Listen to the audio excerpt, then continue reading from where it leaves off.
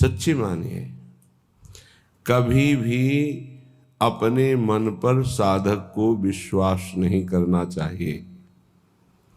विश्वास योग्य मन तब होता है जब भगवत साक्षात्कार हो जाए, क्योंकि इसके बाद प्रभु के सिवा और कुछ दिखाई नहीं देता। तो फिर काम, क्रोध, लोभ, मोह, मद, मत्सर इनका कोई प्रभाव नहीं पड़ता। जब तक सामने स्त्री है, पुरुष है, जड़ है, चैतन्य है, अच्छा है, बुरा है, तब तक ईमानदारी से कभी अपने मन पर विश्वास मत कर लेना, नहीं ये मन आपको नष्ट कर देगा। ऐसा फंसाता है कि फिर उस बंधन से मुक्त होने की हिम्मत नहीं रह जाती उपासक में। वो साहस नहीं कर पाता कि मैं विषय के बिना अब कैसे जीवित रह पाऊंगा। अद्भुत प्यारे जू के हृदय में गुप्त रहने वाले गोरे चरणारविंद की शरणागति मिली। प्यारे जू की रसेंद्री जिस राधा रस का रसास्वादन करती है, वो राधा नाम मिला।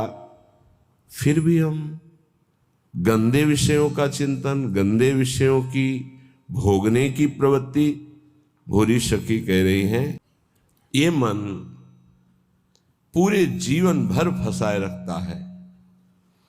ये भोग लिया, ये भोग लूं, ये देख लिया, ये देख लूं, ये सुन लिया, ये सुन लूं, बार बार वही। कभी तुम्हें मन पे गुस्सा नहीं आता कि इस दुष्ट मन को अब जलने दिया जाए? इतना प्यार मन से है कि मन की जलन बर्दाश्त नहीं। मन जहां जलने लगे तो बस फिर कुछ नहीं। मन को इतना दुलार, अरे उस दुष्ट को जलने दो, वो जल करके निर्विकार होगा। पर इतना तदात्म मन से है कि मन की जलन हम स्वयं में मान लेते हैं, और जहां स्वयं में मन की जलन माना तो मन हमें गुलाम बनाकर मनमानी आचरण कराता है। सच्ची मानिए, इसी के कारण भगवत साक्षात्कार नहीं हो पाता। नहीं, हम पर जितनी कृपा है इससे तो कई बार भगवत साक्षात्कार हो जाए। इतनी अपार कृपा है कि कई बार भगवत साक्षात्कार हो जाए, पर हमारा दुष्ट मन, हमारी ये इंद्रियां बोले ताको त्यागी। ऐसी करुणामयी ललित किशोरी को त्याग करके मन विषयों में, गंदे विषयों में, घृणित विषयों में कैसे समझावे इस दुष्ट मन को? मलमूत्र के द्वार इस शरीर को प्रिय मानकर इन्हीं शरीरों में सच्चिदानंद सुख की खोज कर रहा है। बड़ी दुर्गति का विषय है। कोटिक भांति कुकर्म कमाए। एक एक क्षण हमारा बड़ा कीमती है। जो क्षण गया वो नहीं आएगा दोबारा जीवन में, माइनस होता चला जा रहा है। हमारी जितनी श्वासें प्रतिपल हम घाटे में चले जा रहे हैं, माइनस होती चली जा रही है। मृत्यु नजदीक आ रही है। कमाई की तरफ ध्यान ही नहीं दे रहे, गंवाते चले जा रहे हैं। कोटिक भांति कुकर्म कमाए, यह है गंवाना। श्वासों को गंदे चिंतन में, गंदे आचरण में समय व्यतीत किया, अपने जीवन को, अमूल्य जीवन को नष्ट कर दिया। छिन नहीं नाम जप्योरी, एक क्षण भी शांत चित्त होकर राधा राधा राधा राधा कभी नहीं जपा। पर हे किशोरी जी, आप तो प्रीति की रीति जानने वाली हैं। जैसा भी हूं, मैंने अपने जीवन को आपके चरणों में समर्पित कर दिया।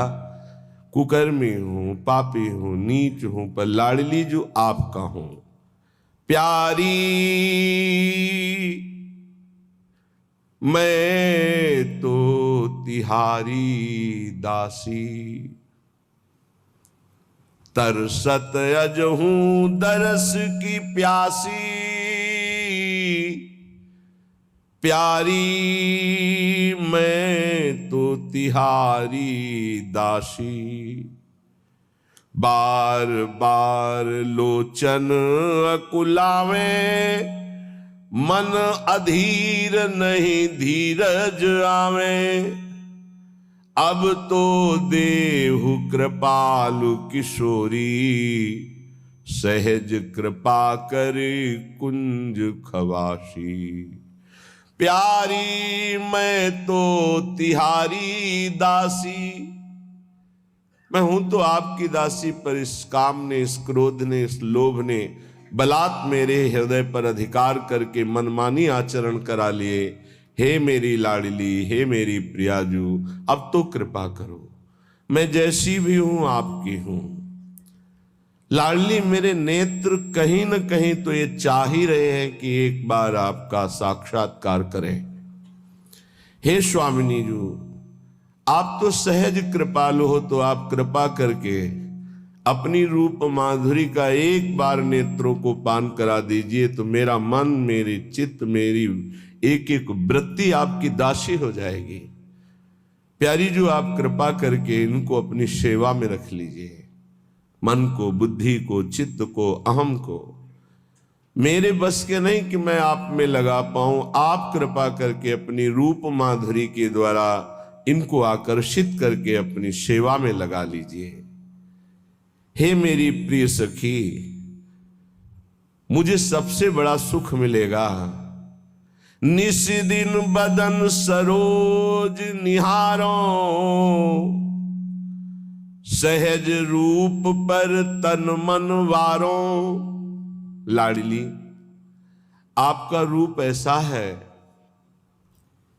कि अखिल लोक चूड़ामणि मदन मोहन श्री लाल जो महाराज अपने मन को खो दिए आपके रूप में, फिर मेरा मन क्या है। हे किशोरी जी, आप अपने रूप के प्रेम जाल में मेरे मन को फंसा लीजिए। मेरा तन, मेरा मन ये आपका है। अगर अब ये काम क्रोध आदि कहीं ले जाते हैं तो आप देखो, मेरी सामर्थ्य नहीं कि मैं इनको रोक सकूं। सपने हूं और न देखो हूं को, ऐसी कृपा कर दो। वैसे तो मैं देख रहा हूं कि जागृत स्वप्न में कोई भी मेरा सहयोगी नहीं है। कैसे? जो है वो सब गिराने वाले हैं, सजाने वाले नहीं हैं। मान लेना हमारी बात। इस सृष्टि में जो दोस्ती करेगा वो तुम्हें चढ़ने से गिरा देगा। चढ़ाने वाला दोस्त तो केवल भगवान ही है, या भगवान का निज जन प्रेमी है, जो झुक करके गिर करके कहता मेरे ऊपर पैर रखो, चढ़ जाओ परम पद में। वो तो केवल भगवान का भगवत प्राप्त महात्मा ही हो सकता है, अन्यथा नहीं। अन्यथा तो चढ़ते हुए का पैर पकड़ के घसीट के गिरा करके उसे अपने अनुकूल बना लेना, ये माया के पार्षदों का कार्य है। स्वप्न में भी हमारा कोई सहयोगी नहीं है, सच्ची मानिए, कोई सहयोगी नहीं। आप प्रगट में जिसे सहयोगी मानेंगे वही विक्षेप दे देगा आपके भजन में। ये गांठ बांध ले साधक कि स्वप्न में भी कभी किसी को अपना न मान ले कि ये मेरा प्रिय है, नहीं तो वही तुम्हारे जीवन का घातक चिंतन वाला बन जाएगा, तुम्हारे चिंतन में बाधा पहुंचा देगा। ये माया पहले झुक के आती है, क्योंकि अगर सीधे युद्ध का चैलेंज दे के आवे तो साधक कभी परास्त ही नहीं हो सकता, क्योंकि भगवत पार्षद है। साधक जब मारा गया तो दया में मारा गया। इन शब्दों को बहुत ध्यान से सुनना। ये सत्संग है भगवत प्राप्ति के लिए, चाहे गृहस्थ साधक हो या विरक्त साधक।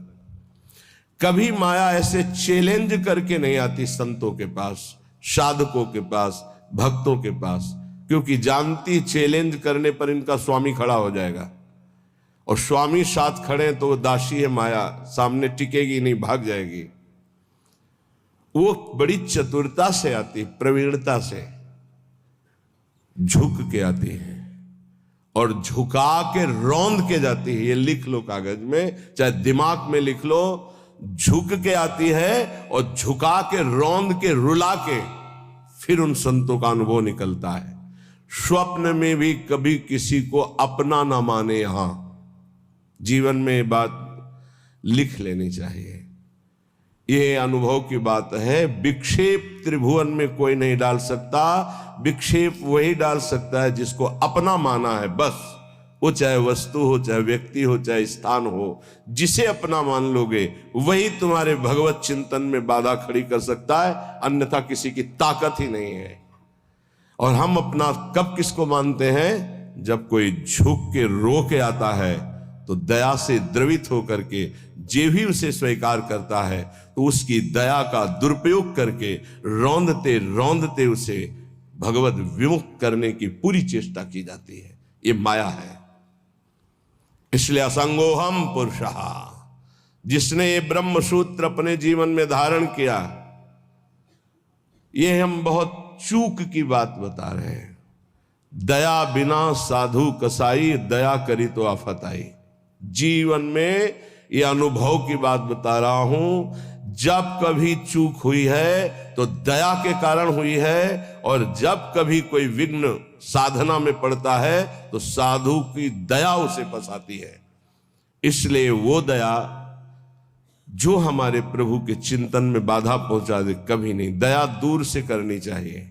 उपदेश कर दे भगवत नाम वाणी लीला का और छोड़ दे।